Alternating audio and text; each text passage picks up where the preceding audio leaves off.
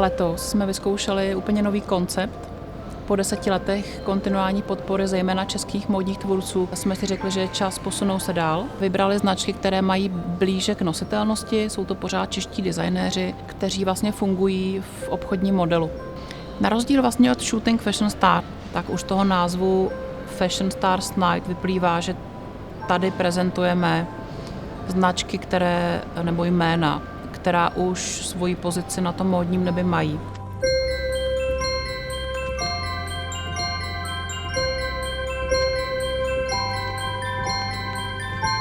Letos jsme v Vinohradském pavilonu, to znamená ten koncept v tom, že každý rok se snažíme měnit lokalitu a lokalitě přizpůsobovat program a choreografii nebo scénografii projektu.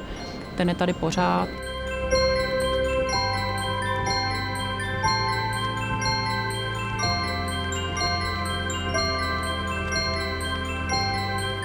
Kdybych to měla shrnout, tak vlastně my jsme za těch 10 nebo už dneska je to 11 let se snažili každý rok trošku se někam posunout a přijít s nějakou drobnou změnou. Letos těch změn bylo několik, vlastně už ten nový koncept je změnou největší. Nicméně ráda bych zmínila ještě 2 věci, které mě osobně udělaly velkou radost. Jedna je, že jsme se spojili s nadací Pink Bubble a druhá věc je, že jsme vydali ve spolupráci vlastně s jedním z partnerů a to je společnost Canon, takový fashion magazín, nazvali jsme ho Fashion Journal.